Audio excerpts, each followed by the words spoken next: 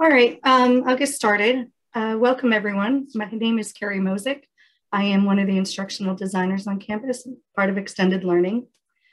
I wanted to take some time today and provide you a brief overview of the digital accessibility on campus. We're holding this session to provide an overview of the wide variety of activities happening in regards to accessibility. And during the session, we'd like to introduce you to some of the people and the groups involved in the accessibility initiative who work on a variety of different projects. This will help you to learn who to contact if you have any questions about accessibility in your role on campus.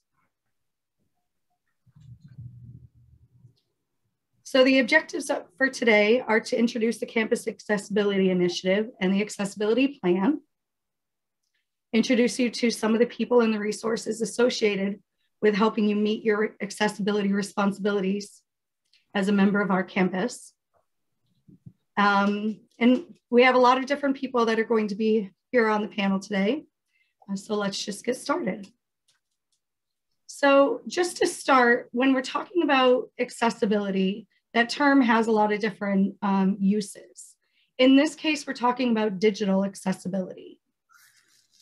And what we're talking about is any of our electronic documents, whether they're videos, audio files, Word documents, PowerPoints, or web pages, we need to be sure that whatever we're putting out there for others to interact with, that it meets accessibility standards.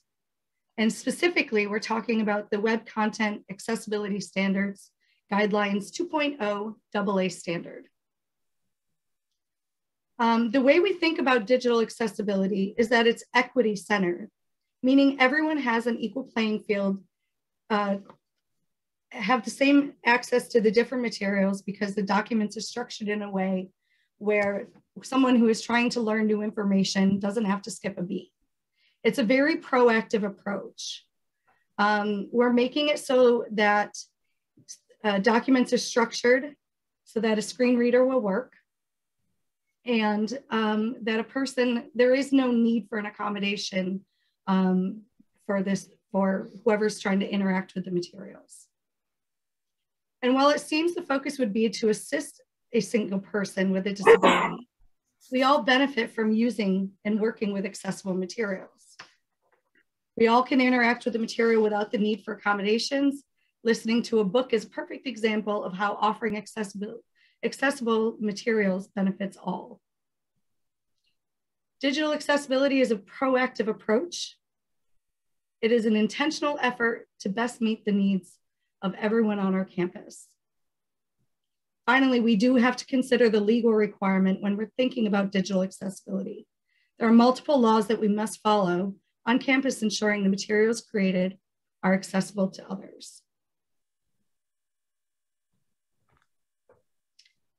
Although digital accessibility needs were present before 2014, the most recent timeline with significant changes to our initiatives can be seen here. In May of 2014, SELT started to offer workshops on accessibility.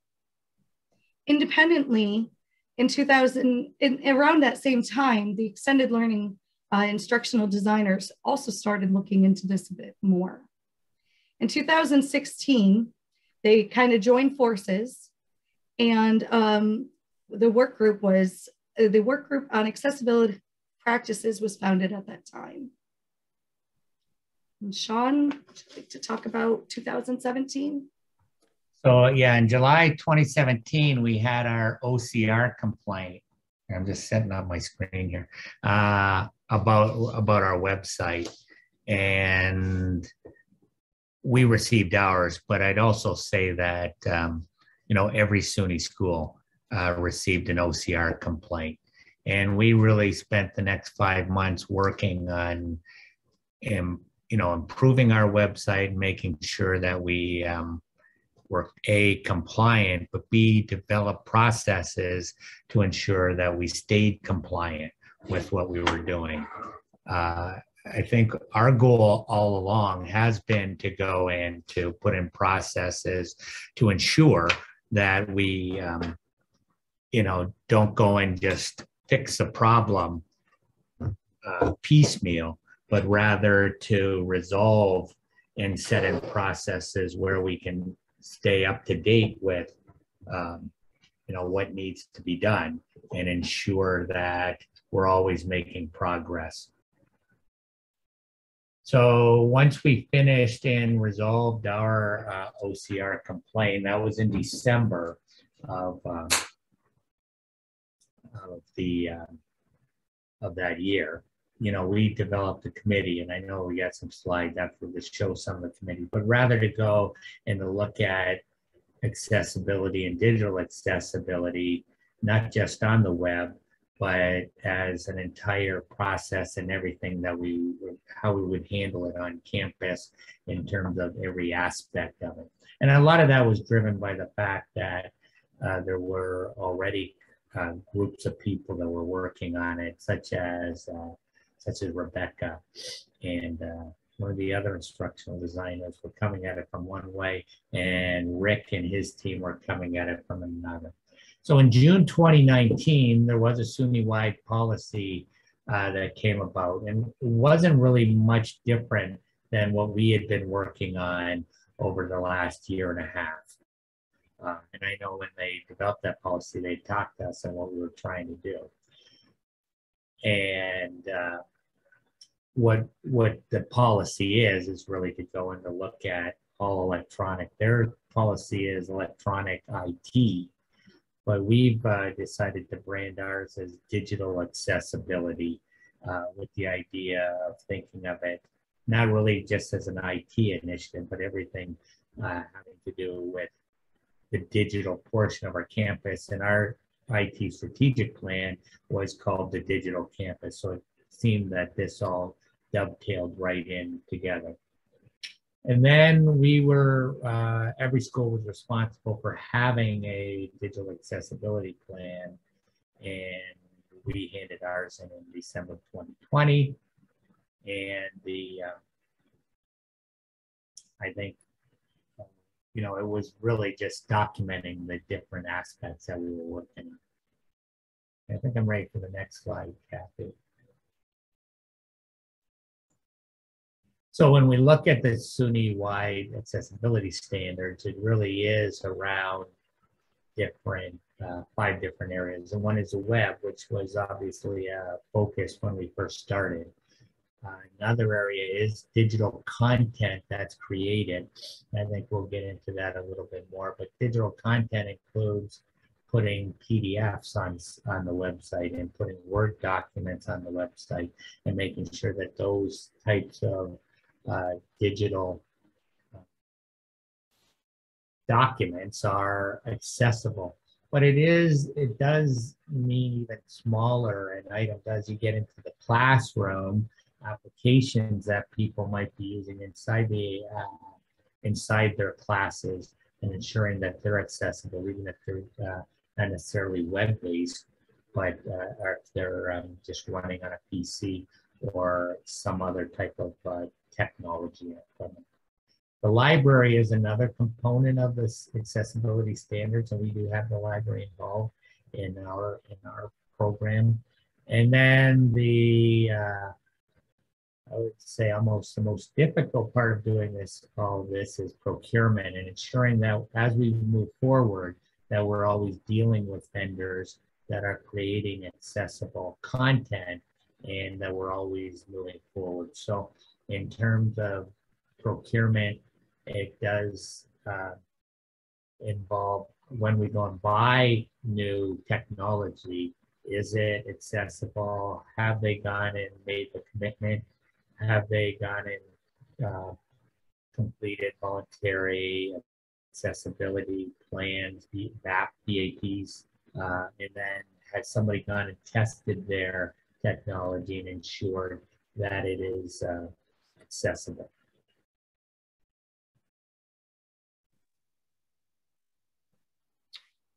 Okay, next slide. Slide, Kathy. All right. All right, at this time, I'm going to pass it over to Annika so she can talk about her role. Thanks so much. And I managed to unmute. I'm really proud of myself. So I work in what is now our Institute for Equity, Diversity, Inclusion, and Transformative Practice. I don't know if anybody was checking their email right before we started today, but I'm just going to begin by saying that we released the announcement that we have brought an interim Chief Diversity Officer on board, Kendra Cadigan. And we're really excited to work with her. And I just mention it because she's going to be a part of the work that I'll talk about with our digital accessibility and accessibility work on campus. But I got to meet her a few weeks ago. She actually was here the day that we did the ribbon cutting for the Institute. So you can see her in the picture, kind of sneaking in there. So I'm really thrilled to work with her. She's wonderful. And I think it's going to bring a lot of new energy and focus to the work that we're doing in the Institute. So we work directly with different groups on campus to support accessibility. The Rodman has participated on the Digital Access Steering Committee. I've been working recently added to the work group on accessibility practice. So we're in these conversations and listening and learning and then supporting the work across campus. And again, I think that I'm excited about Kendra because I think we can bring new energy to this. We work with the diversity committees in each school. And our work is really underlined or underpinned. The underpinnings of our work are the understanding that disability, ability and disability are dimensions of diversity. So we really want to grow the understanding that all dimensions of diversity enrich our campus. We've been doing a lot of work to support difficult conversations, again, around different dimensions of diversity, but also around identity, personal identity, social identity, implicit bias, microaggressions. And again, that all connects to the work here. So I want to make sure, sorry, I'm looking at my notes a little bit. Another talking point for us in a lot of spaces is the idea of cultural humility, which is relevant because it emphasizes that rather than meeting people with preconceived understandings, even learned understandings about who they are, or where they're at, that we kind of maintain a stance of openness to let folks tell us who they are and tell us their stories. So again, getting educated about different folks and their needs, but also letting people let us know who they are. We launched the Institute this fall, kind of a soft launch because we weren't in our space yet, but we also dropped a new kind of an evolved, refurbished website with that. Really, and one of the things we were thinking about as we did that was highlighting the accessibility resources and work happening on the campus. This work lives already on our Oswego website, but in case anybody wants to come in through our door, we wanted to be sure to really highlight the work that's being done and the resources available because it's important. And that's where we're at with the Institute with this work. I hope that's helpful. I think on the next, oh, did we skip the slide? I wasn't looking at the slides. Also, I have a colleague in the office, Markel Jeffries, who's not with me here today, but I think his picture flashed, so. The end. Thanks, folks. Okay. Oh. Next slide.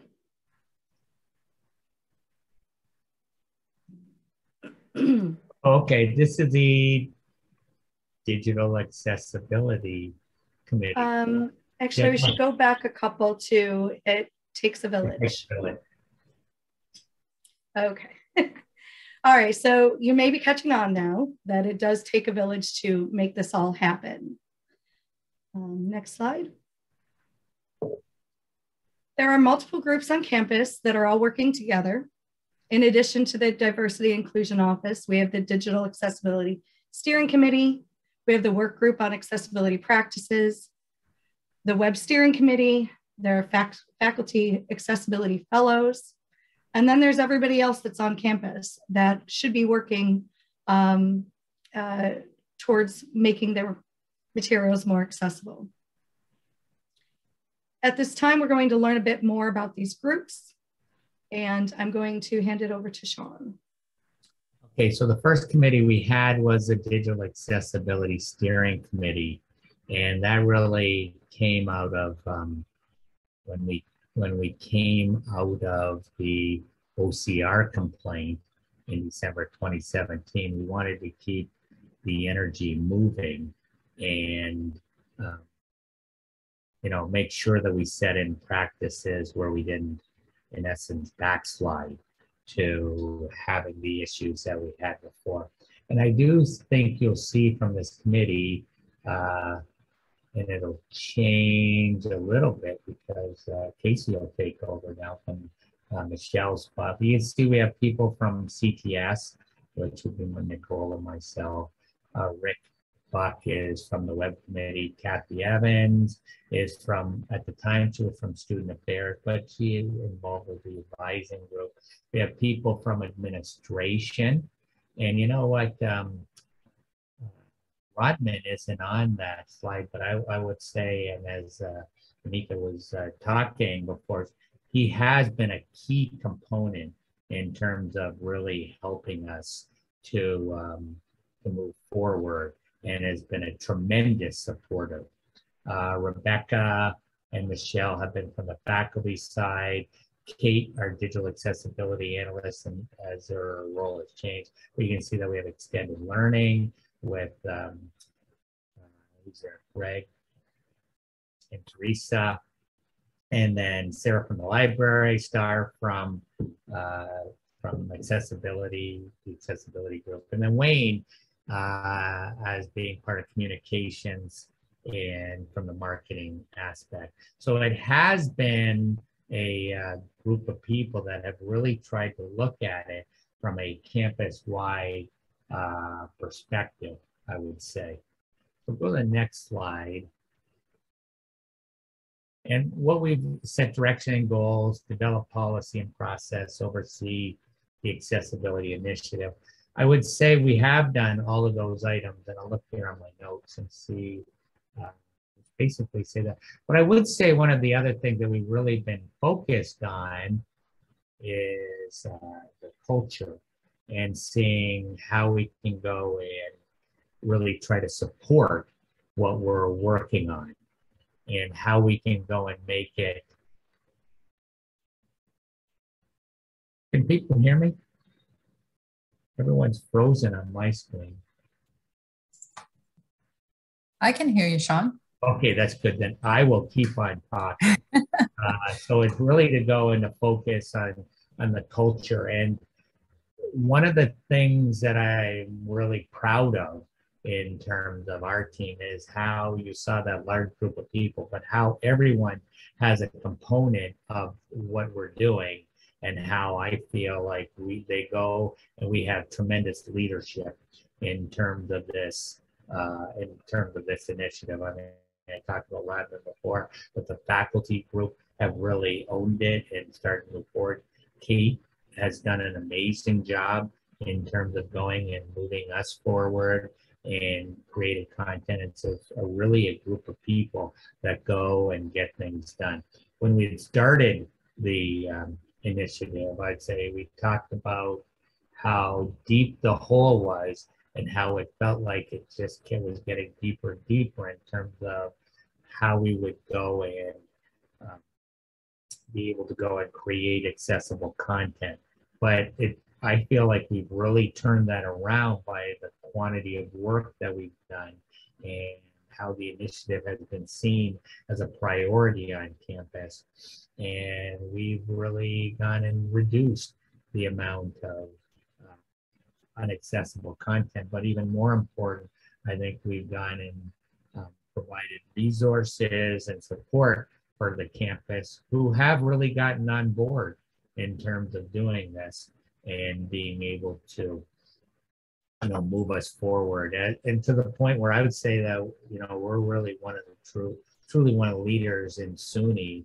And Kate went and did a presentation recently, Accessing Higher Ground, where I think we can be proud of our work compared to almost anyone in the country. So then I'll hand it over to Kate. So as we saw, from the digital steering committee, we kind of developed this work group on accessibility practices. And you see some overlap with the previous group, but you also see some new faces here as well. And this group really has the similar broad representation, and the diversity within the group makes it function really well. And so if you go to the next slide, what you'll see is that we've worked on multiple projects over the last few years, and part of it is happening right now, but Kate has done an amazing job with the accessibility website, the digital accessibility website, and she'll talk about that shortly. We've started out by just really working with SOUT and doing workshops during breakout sessions, and then last year developed the 10-day accessibility challenge, and we did a breakout session and challenge last spring, and now we're doing the 5-day accessibility challenge. We've worked with various departments to help develop solutions that are accessible. And so, in some respects, the title is very appropriate for the group. We are the work group on practices. And so if you've got challenges, certainly reach out to anybody on the group. And a good place to start would be the accessibility website that Kate will talk about next. Hi, thank you, Casey. The accessibility website is hopefully a simple URL to remember, oswego.edu/accessibility. We provide a lot of background information on why accessibility is important, some information about the legalities of it, the rules and regulations and laws that we have to follow. We also provide a lot of tutorials, both written and video tutorials that give step-by-step instructions on how to incorporate accessibility for a number of different applications and a number of different types of documents and things. There's also a page for recordings of previous sessions. So as Casey just mentioned, we've been holding more and more accessibility sessions during the breakout periods, and we try to record as many of those as we can. So there's a page that has all of our previous recordings on there. So if there's a topic that you're particularly interested in learning more about, you can scroll that page and find that information. Again, just a lot of training materials available. And we do also list the various accessibility groups and their membership on that website as well. So if you're looking for, again, some assistance or direction, or you're looking for a particular person, you can go to the accessibility page and find all of that information. So it's fairly extensive. We try to continually add to it, continually make it up, keep it up to date, maintain it with relevant and to-date information. So, and yes, again, there is a link at the bottom of most of the other Oswego web pages that will link you directly to the accessibility web page. So it's very easy to find as well. So I welcome any questions, suggestions, comments on that accessibility page. If there's something there, if there's something missing that you think should be there, please feel free to send me a message. And constantly working with the work group to, as I mentioned, make that relevant, keep it up to date, and have as much information as we can on there to help provide education for people to be able to incorporate accessibility as much as possible. So, and then I'll pass it back over to Sean to talk about the Web Steering Committee. Sure. Okay. Well, first, let me just finish and say that the that accessibility site that Kate created is a major resource for many schools in SUNY, not just ours. Many of them have links to it. It's a beautiful job, and thanks to Kate for that. Well, also, so the Web Steering Committee was a committee that we started a few years ago, and it's really to go in to help with communication on the web and the projects that we have going on, and you can see who's involved there. Why don't you go to the next slide. And really, our goal is just as Rick and Wayne go and start decide on the projects that they have going and what we're trying to accomplish. We just try to make sure that we have input from various different different constituencies and stakeholders. So it's been difficult, I would say, in terms of going, you know, how like the quantity of work we've done, particularly over the pandemic. But as template changes for the websites move forward and changes are proposed, it's just good, you know, that we have an idea of what's going on and how best to go and communicate it inside the different areas of the school. And among the work that team is doing is to ensure that we provide accessible templates and then develop processes so that people know how to go and create accessible content, because there's probably over a couple hundred web editors on campus. And then how we give them feedback when there's something that's wrong on their website that needs to be fixed. And some of those projects are continuing as we move forward. Okay. Yeah. So a committee or a group that was an outgrowth from the work group is the Faculty Accessibility Fellows Program. And we're in the third cohort, I guess it is. No, fourth cohort. And I will be working with that group this coming year. And the real key about this was getting people involved from all across the different units on campus. And you, again, see many faces there that look familiar from your unit, hopefully. If we go ahead and go to the next slide. The goal is really to have 4 or 5 fellows each year. And it really is about the culture shift and helping everyone achieve accessible content. And so, you know, the fellows serve as ambassadors and liaisons to their departments and schools, make others aware of what accessible practices are in and out of the classroom, potentially serving as coaches, provide professional development workshops, and there'll be sessions by last year's group of fellows over the next couple of weeks as part of winter breakout. Expand discipline-specific accessibility, because certainly in some areas, chemistry, there are challenges in how we represent things in an accessible way. And then, so I think the Fellows Program over the last 3 years and now going into the 4th year has really started to achieve a lot of those goals and make that culture shift, and more than anything, make sure everybody's aware of what accessible content is, and some of the easy ways that content can be achieved. We're all about starting small, do what you can in a straightforward, simple way, and then build from there. And so with all of these groups together, it's really allowed the campus to develop the accessibility plan that Sean will talk about next. Thanks, Casey. So I just want to mention with the Faculty Accessibility Fellows that I really thank Scott for his support in terms of going and putting this forward. So Rebecca had the idea of doing the Faculty Accessibility Fellows and really developed the framework and the plan. And then when I took it to Scott to support, he was 100% in. And, you know, the first couple years, I mean, we had talked about 4 or 5, but the first couple of years we had even more, which was good in terms of going and supporting that. And I think that really helped to make big gains early on. And I would say that administration has been a very strong supporter of that. And I'll talk about that in just a second. When we think about the campus accessibility plan, go ahead to the next slide, Kathy.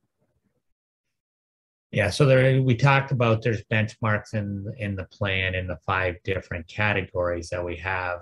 And it also outlines responsibilities of the different stakeholders. So go to the next one, Kathy. Go back one. Is that the everyone plays? Yep.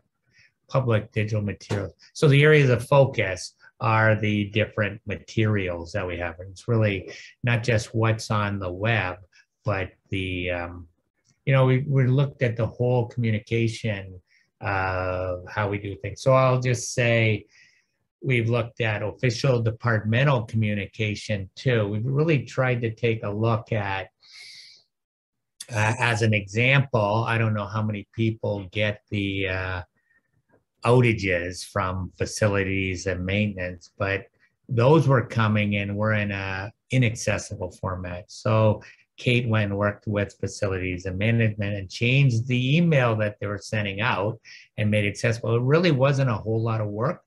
Easy for me to say because Kate did it all.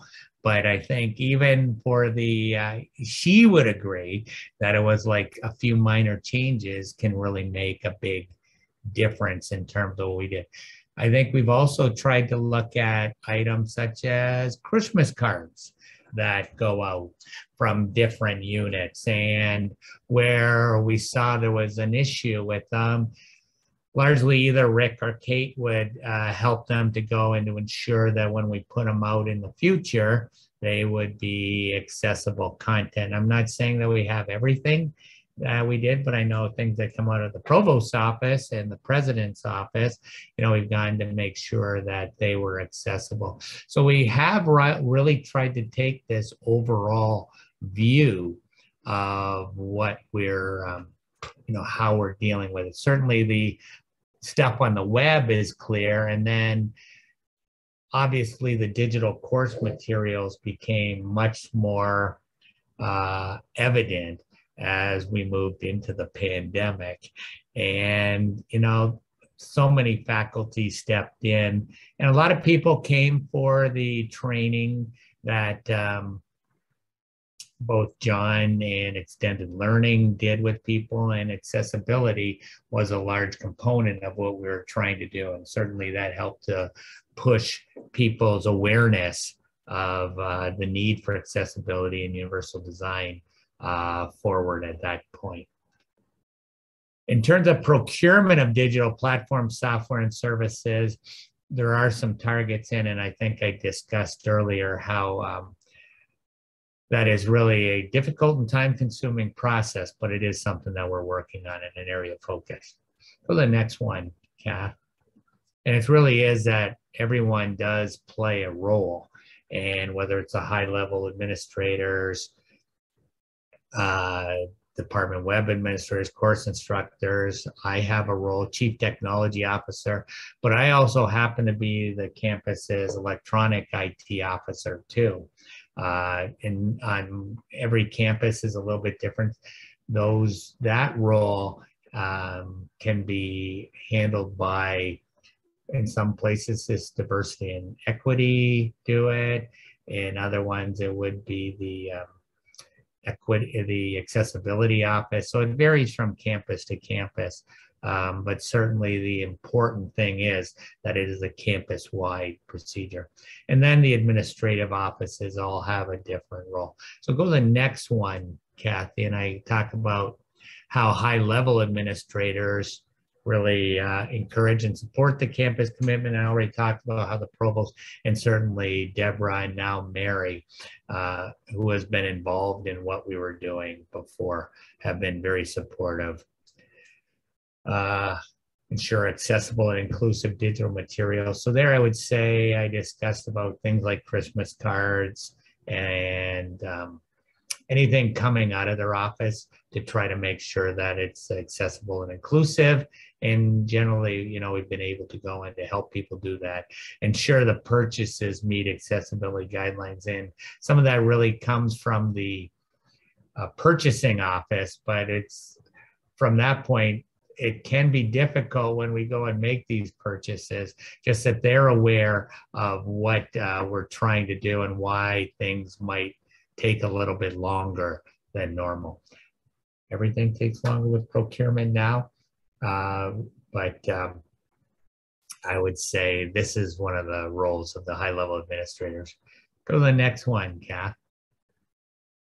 So the department web editors certainly have a long have a long list and have a major role. And I already talked about how there really are a lot of them on campus. So it is to go and to stay current with the new and redesigned website, the forums, but often when they go and create content, to make sure that when they create documents and or videos, that they meet the WCAG 2.0 or whatever level we're on. Actually, we're on 2.1 level standards that are for accessibility. And it falls to them to test their websites for accessibility prior to launching and to check the existing websites are accessible. And because there is a tremendous amount of content that's been out there for years. And so if you create it or maintain it, then you're responsible for the accessibility of the website. I'd like to think that we didn't just go and push this responsibility onto people. We offer training to go and to help them, particularly as we go and put new websites out there and move their websites from the old version of Drupal to the new version of Drupal. I know that there was training done. Right now, Rick's department is a little resource constrained as compared to what they had before, but I think we're in a good position to go and to do that. We do have accessibility. We have technology that does accessibility checking, but there's still a need to manually look for what people are doing.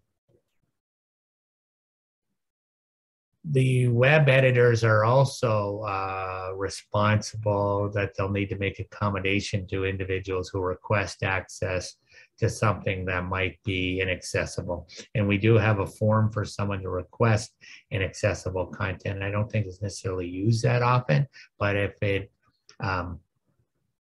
if we did receive a request, it would fall to that web editor to go in to provide that material and then to remediate that inaccessible content.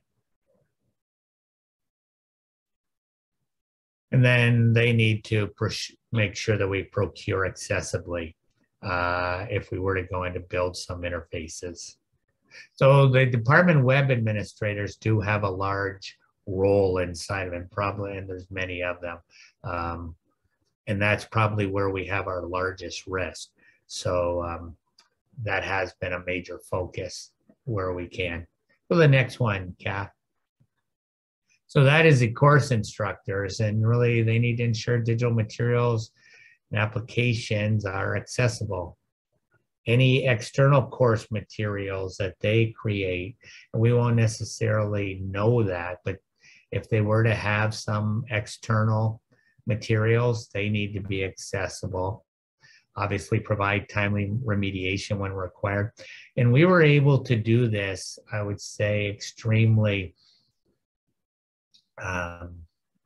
expediently during the pandemic, because we had Kate who would go and look for students who needed accommodations.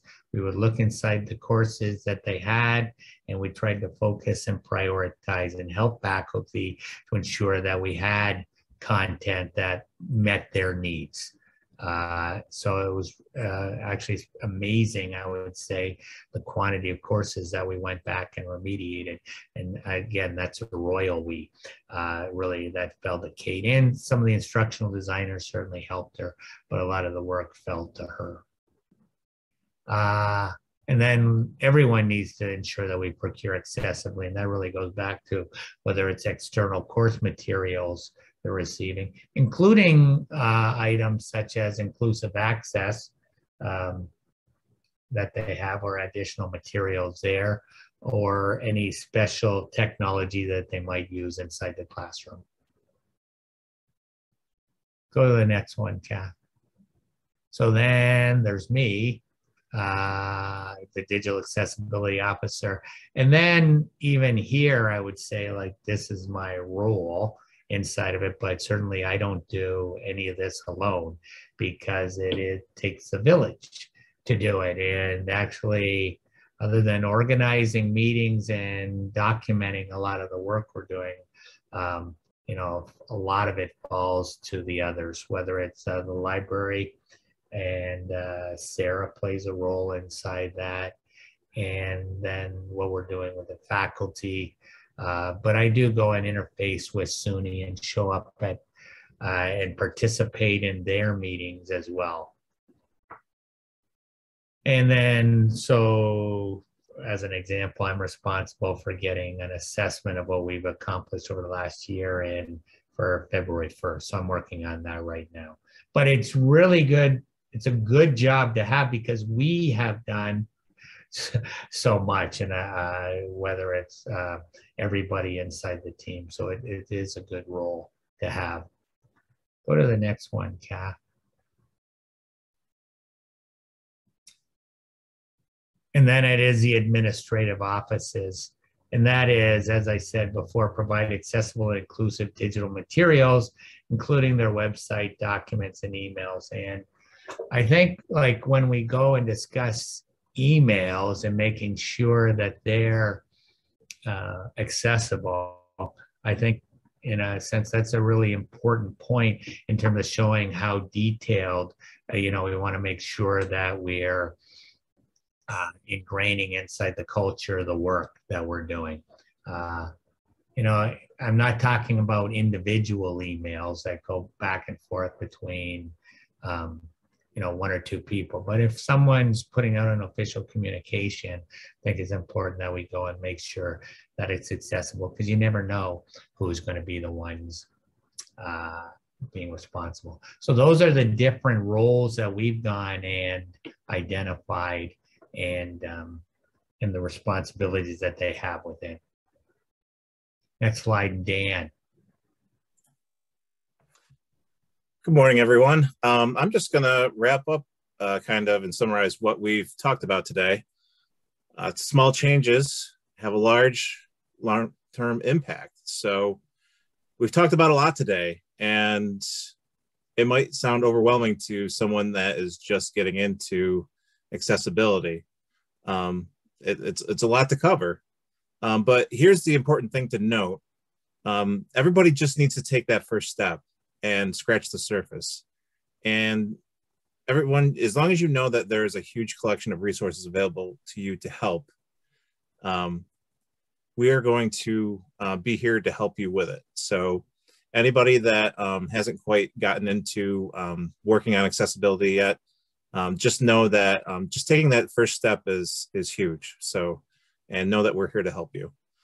And although it does seem like a huge mountain, start small. Small changes will make a big difference long-term, and it really does take a village, like we've said. We've showed you photos of everyone that is in the various groups, so you know who you can go to for help. And once you learn the concepts and the skills, and you see the tools that you have to help, you realize it is an obtainable goal. So we've all started from scratch on this before and realize that it's a lot to take in, and we're here to help you with it. And know that it'll take time. It's not something that you're gonna, learn overnight. So make sure that you're patient in the process and just keep working at it. And thanks everybody for taking the time to come to this training. Each semester we are getting more and more people involved, and it's great. Oswego is continuing to move forward with this, and we're really happy with our continued support and progress so far. Next slide. Okay, so for our upcoming sessions today, as many of you have probably already heard, we sent out some emails about it. The 5-day accessibility challenge is going to kick off, and Michelle and Casey are going to talk about that at 11:30. We're also going to have an accessibility discussion group at 1 o'clock with Michelle. And then every day during the winter breakout sessions, we're going to have accessibility drop-ins, and those start at 2 o'clock each afternoon. So if anybody has any sort of question related to accessibility that you either have come across a question during the workshops, or just something in your day-to-day work that you would like to ask someone about, feel free to stop by at those drop-in sessions, and we'll be happy to help you work them out. Next slide. And actually, there's one more upcoming. There we go. Okay. Many more sessions for the rest of this week. There's lots of great accessibility sessions. I'm going to go over some of those right now. If you need the specific times, the SELT page has the full schedule and the links to the Zoom sessions for these. So tomorrow we've got structured content with Google Docs and Microsoft Word with Casey. We also have How We View Disability, a brief timeline presented by Laura Harris. At 1 o'clock, we have Accessible Color and Contrast with Rebecca Mushter, and then our Accessibility Drop-In, which will be every day at 2. On the 12th, we have Descriptive Hyperlinks, and then we have Sharing Experiences of Students with Disabilities. Then at 1:30, we have Captions and Previously Recorded Content in Panopto. And then on the 13th at 10 o'clock, we have text equivalents. At 1 o'clock, we have formulas and math equations. And then on the 14th, we have accessibility checkers at 10 o'clock. And then at 1 o'clock, we have improving PDF accessibility. And then next week on Tuesday at 10 o'clock, we have the psychology of accessibility needs. And then on the 19th at 9 o'clock, we have accessible emails. At 1 o'clock on the 19th, we have 3 pillars of motivation, belonging, agency, and structure. And that will do it for our accessibility sessions besides the daily drop-ins. So, and these are the details with the drop-ins, and that's everything that we had to cover today. Did anybody have any questions as we wrap it up?